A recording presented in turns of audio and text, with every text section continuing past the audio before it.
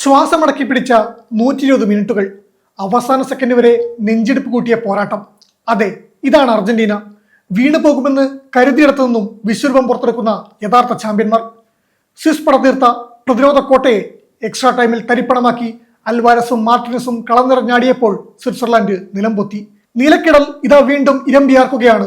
Argentina ലോകകപ്പിന്റെ semi ഫൈനലിലേക്ക് March ചെയ്തിരിക്കുന്നു. ഇനി പോരാട്ടം ഫുട്ബോളിന്റെ ഈറ്റിലമായ ഇംഗ്ലണ്ടിനെതിരെ. ഫുട്ബോൾ എന്നാൽ കേവലം 90 മിനിറ്റുള്ള എന്ന് തെളിയിക്കപ്പെട്ട നിമിഷങ്ങളായിരുന്നു കടന്നുപോയത്. നിശ്ചിത സമയത്ത് തങ്ങളെ സമനിലയിൽ തുളച്ചിട്ട സ്വിസ് പടയ്ക്ക് മുന്നിൽ അർജന്റീന കീഴടങ്ങാൻ തയ്യാറല്ലായിരുന്നു.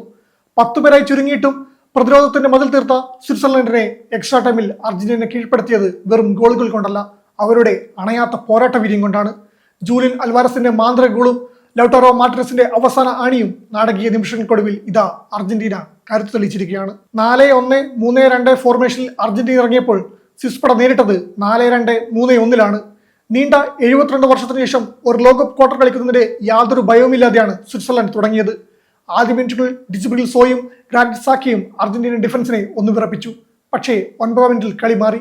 മാക്കലിസ്റ്ററിന്റെ ആദ്യ ശ്രമം തടയപ്പെട്ടെങ്കിലും തൊട്ടടുത്ത മിനിറ്റിൽ മെസ്സിയുടെ ആ മാന്ത്രിക കോർണർ കിക്ക് ബോക്സിലേക്ക് പറന്നിറങ്ങി.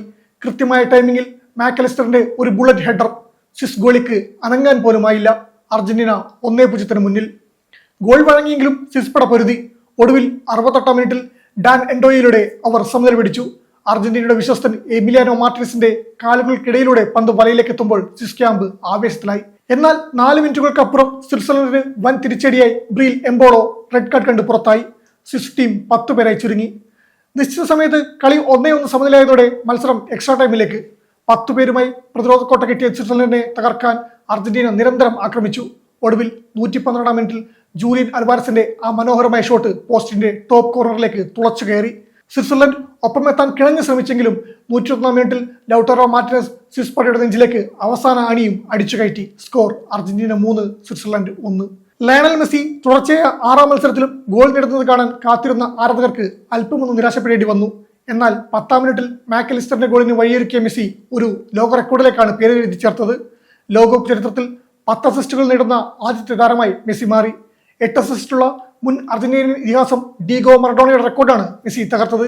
സ്വിസ് പട മെസ്സിയെ കൃത്യമായി പൂട്ടിക്കളിച്ചപ്പോൾ ഇതിഹാസ താരത്തിന് ഗോളിലേക്ക് എത്താൻ സാധിക്കാതെ പോയെങ്കിലും തന്റെ ടീമിനെ സെമിയിലേക്ക് കൈപിടിച്ചുയർത്താൻ താരത്തിന് സാധിച്ചു. 101-ാം മിനിറ്റിലെ ലൗട്ടാറോ മാർട്ടിനസിന്റെ ഗോളിന് പിന്നിലും മെസ്സിയുടെ കാൽപാദങ്ങളുടെ സാന്നിധ്യം ഉണ്ടായിരുന്നു. 1 അസിസ്റ്റും 4 ഷോട്ടും 99 ടച്ചും 4 വിജയകരമായ ഡ്രിബ്ലിംഗും 6 നിർണായക പാസുകളും 5 റിക്കവറികളും 3 വിജയകരമായ ടാക്കിളുമായി അർജന്റീനയുടെ വിജയത്തിന് പിന്നിൽ മെസ്സിയുടെ കളി മികവ് വീണ്ടും നിറഞ്ഞു നിന്നു. ഇതാണ് അർജന്റീന. വിട്ടുകൊടുക്കാൻ മനസ്സിലാത്തവരുടെ വന്യമായ പോരാട്ടം. ഈ വിജയം വെറും ഒരു സെമി ഫൈനൽ പ്രവേശനമല്ല, ഇത് ലോക കിരീടത്തിലേക്ക് ഞങ്ങൾ ഒരു പടി കൂടി അടുത്തു എന്നതിന്റെ സിംഹഗർജനമാണ്. പ്രതിസന്ധികളിൽ തളരാതെ കളി എക്സ്ട്രാ ടൈമിലേക്ക് നീണ്ടിട്ടും അവസാന സെക്കൻഡ് വരെ പൊരുതിയ ഈ നീലപ്പടയ്ക്ക് മുന്നിൽ ഇനി ഒരൊറ്റ ലക്ഷ്യം മാത്രം, ആ കനക കിരീടം. ചരിത്രം വീണ്ടും ആവർത്തിക്കാൻ പോവുകയാണ്.